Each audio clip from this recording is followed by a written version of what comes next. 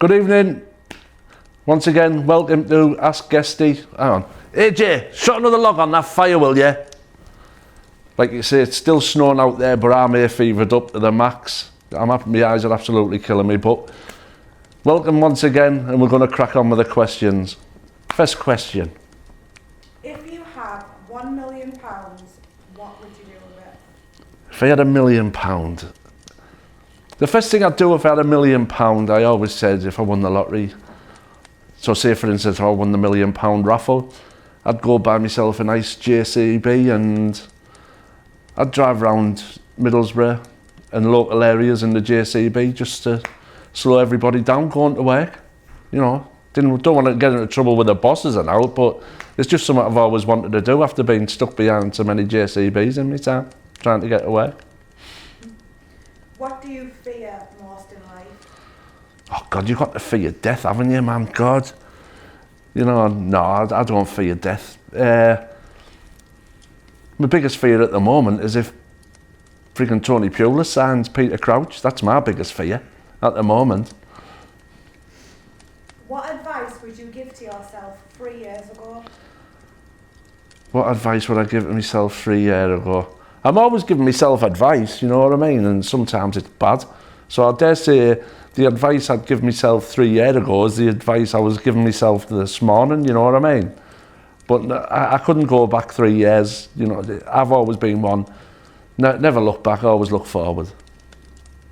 What set of items could you buy that would make the cashier the most uncomfortable? I'll tell you what I have bought in the past that's made the cashier uncomfortable was when a member of the family had just given birth and they didn't have none of them pad things because there was something that had been disturbed down below and it wasn't in the best condition, and I didn't know what they were called and I didn't know where to find them, and I had to shout the cashier over to get them for me. But like you say, 3 things that would embarrass a cashier. Packet of extra large Durex, some KY jelly, and then some toothpaste. How many chickens would it take to kill an elephant?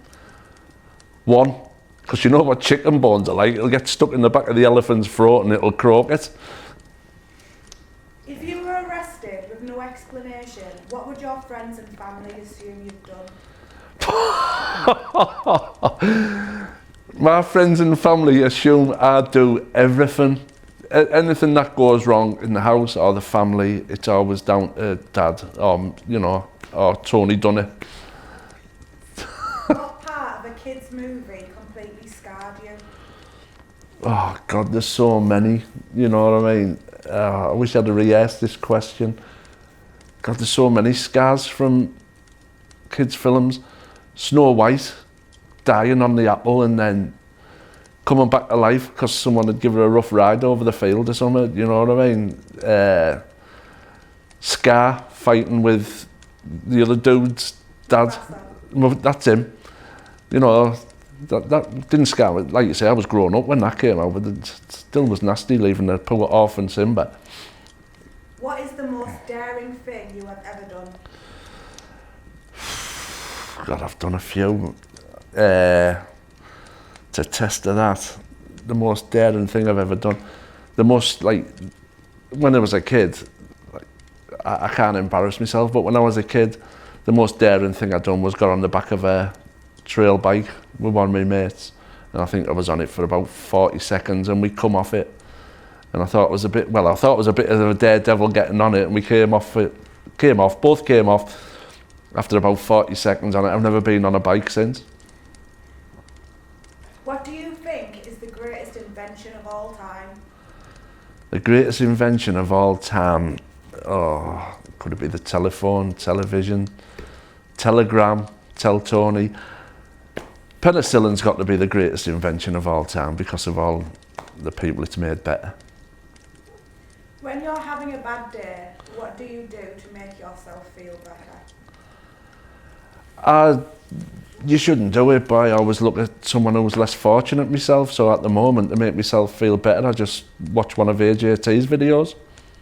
Cheers me right up. What's the worst thing that's happened to you while travelling? The worst thing that's ever happened to me while travelling. God, I need the toilet quite a lot while travelling. Punches in unexpected places. I've never had many bad experiences travelling.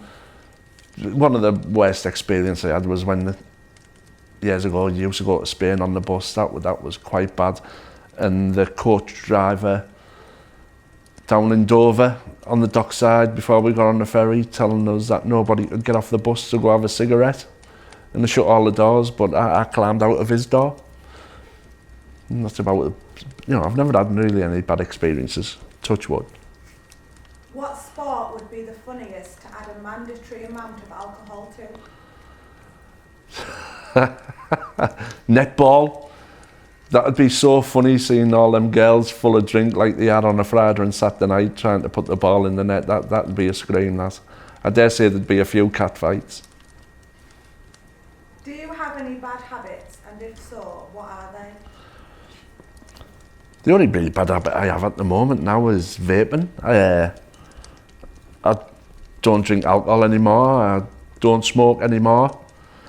I don't do other things that used to be naughty anymore. So no, I don't have many bad habits at the moment. I snore a lot, but that's about it. What is the funniest joke you know by heart? I can't tell it. I can't think of one. Oh, why didn't you ask me this one earlier? I honestly, at this moment in time, can't think of one. Unless Rob wants to edit one in when I've finished. What three famous people, alive or dead, would you want at your fantasy dinner party? Alive or dead? Well, you've got to have Muhammad Ali there, and you've got to have Elvis there, and someone who's alive. I can't think. So, dead, basically I'd have Ali, Elvis and Lady Di there. What couldn't you live without? My wife and kids. Last one. What is your favourite movie and why? My favourite movie is The Great Escape, and obviously it's on every Christmas, but it's recorded and I just put it on as and when I want to watch it. It's absolutely fantastic. And why I keep watching it, because one day Steve McQueen gets over the first barbed wire fence, and one day I'll watch that film and he'll get over them both and speed off to safety in the Swiss mountains. This has been Guesty on Ask Guesty. Don't forget to like and share our Facebook and subscribe to our YouTube channel. Thanks for watching and good night.